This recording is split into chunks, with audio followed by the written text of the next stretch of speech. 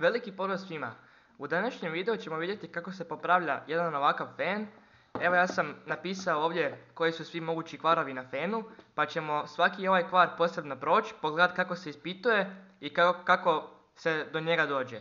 I onda naravno kako se taj kvar uklanja. Pa evo idemo prvo rastaviti fen pa ćemo onda prokomentirati ove kvarove. Pa onda idemo prvo odvrnuti ova dva šarafa. Inače to je ovaj čudni bit kojeg nema svako. Nisam ga imao ni ja, ali evo uzeo sam ovaj ravni bit i sa bruslicom sam po pola prerezao i onda sam si evo napravio ovaj bit i dobar je i mogu lagano odvrnuti ovaj šaraf.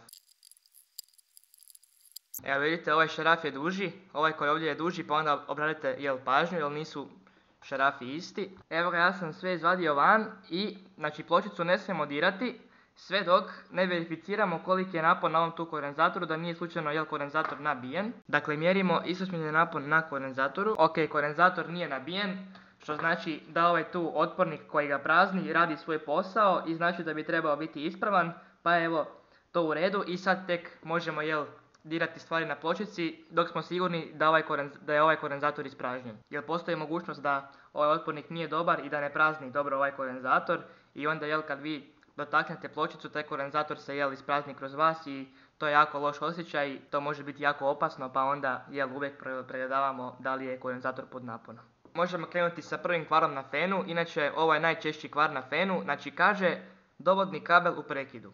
Dakle evo, kao što rekao, to je najčešći kvar u fenu, a javlja se zbog toga jer kada feniramo, onda kabel konstantno cimamo i okrećemo fen i onda kad sušimo kosu, to se ne primjećuje uglavnom dok to radite, ali uglavnom kabel je pod mehaničkim opterećenjem i stalno se fen pomiče pa se onda tu dio ošteti i onda se kabel prekine i onda fen naravno ne radi.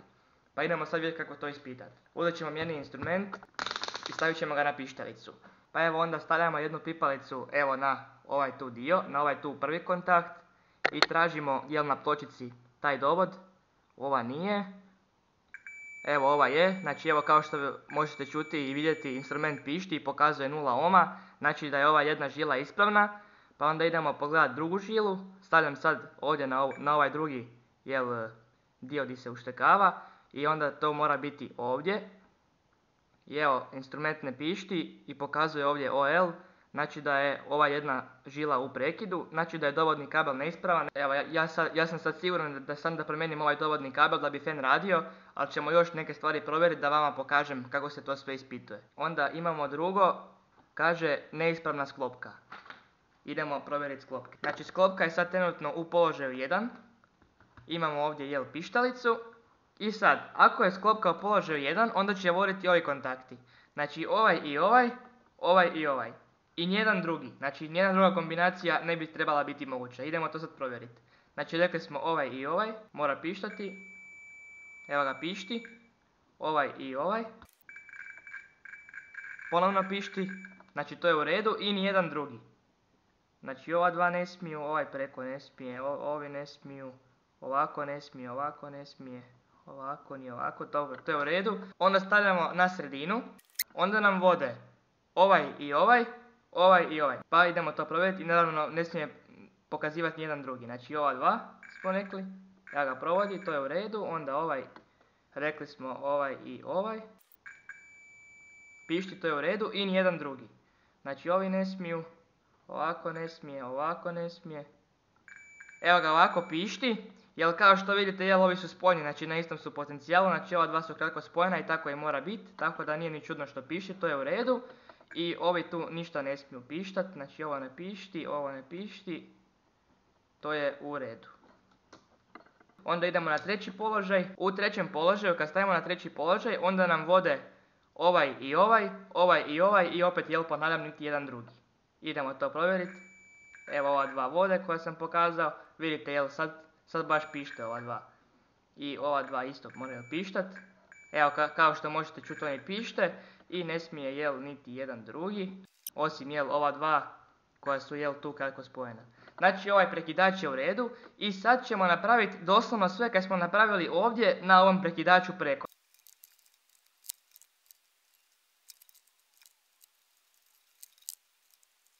Evo ga, provjerio sam ovaj prekidač je također ispravan.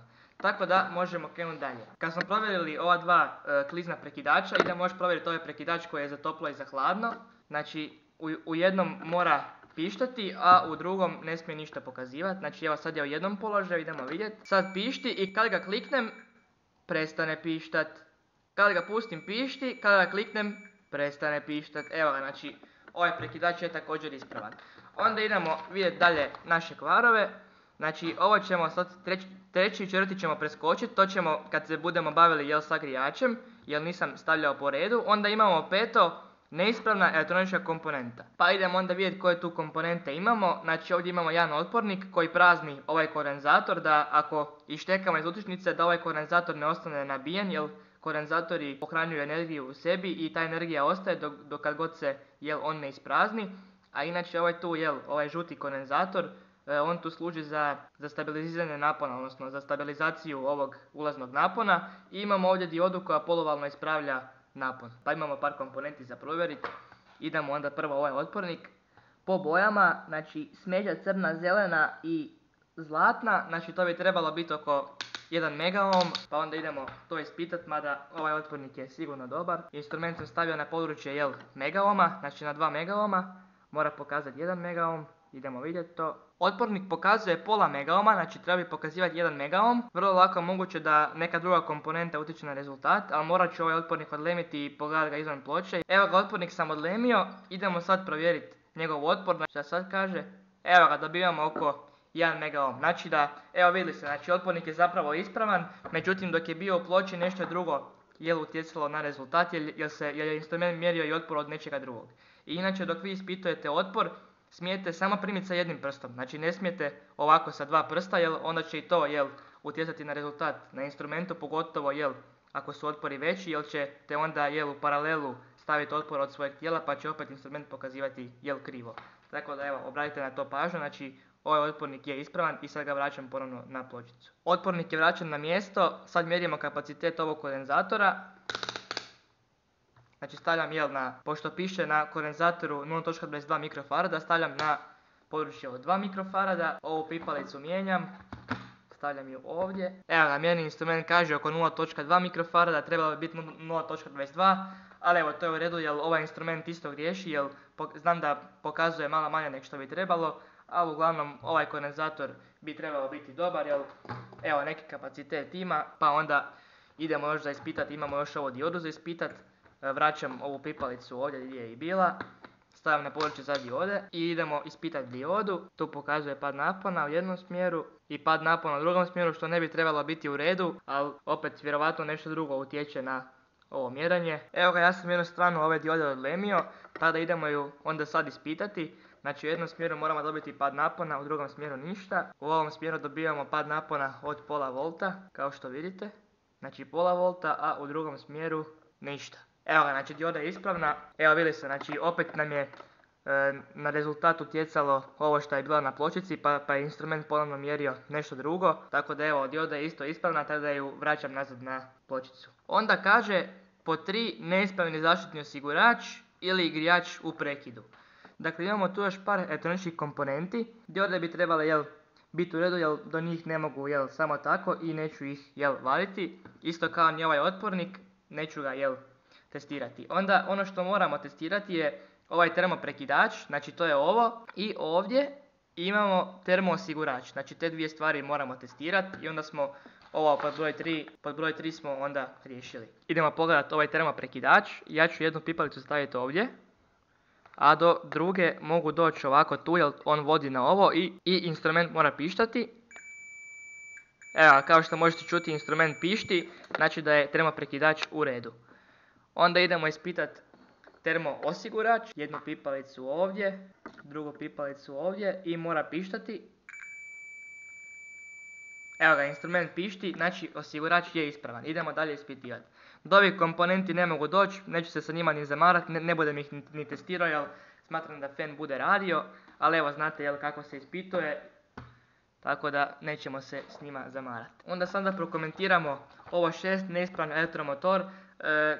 To je jako rijedak kvar, ali po time, znači, jako je mala šansa da motor baš bude neispravan, da pregori ili nešto slično, to je jako rijetko, ali uglavnom ono što se može još pod taj problem staviti je kada se fen čudno čuje. Znači to je vjerovatno kad motor nije u balansu ili je nešto zapelo u njega u ovaj ventilator, a jedino što može zapesti je ova prašina koju evo i ovdje ima. Znači vidite da ima dosta prašine, ne znam koliko se vidi na videu, ali uglavnom evo vidite da je i ova spirala puna prašine i onda motor se zablokira i osovina se zablokira i onda se može desiti da fen slabije puše. I onda je to povezano s ovim kvarom grijač u prekidu.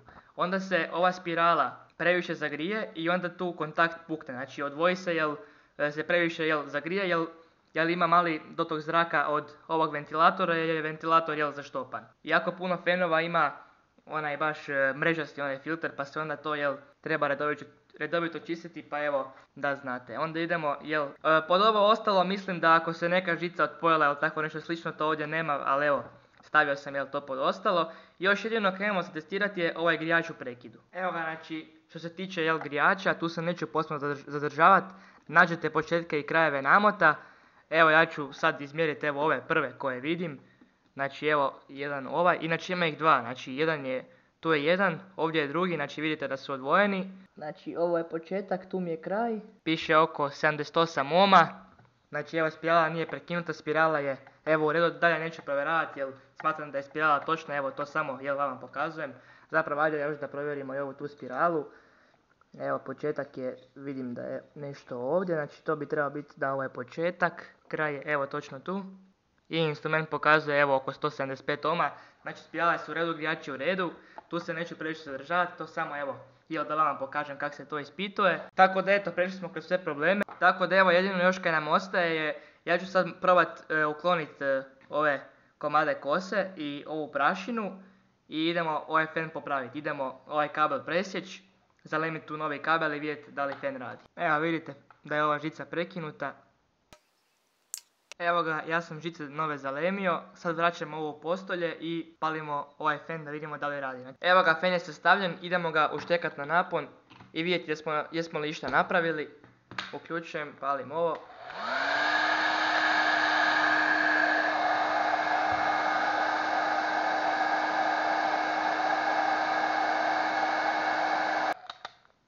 Evo, kao što možete čuti, fen radi. I evo vidjeli ste da temperatura raste i evo sve je ovo već dosta vruće. Tako da eto, fen je sad skroz ispravan, odlično radi. Tako da eto, to bi bilo to od ovog videa. Ako imate bilo kakve pitanja, slobodno napišite u komentare, budem odgovorio svima. Ja se nadam da je ovo nekome pomoglo, a mi se vidimo u sljedećem videu. Pozdrav!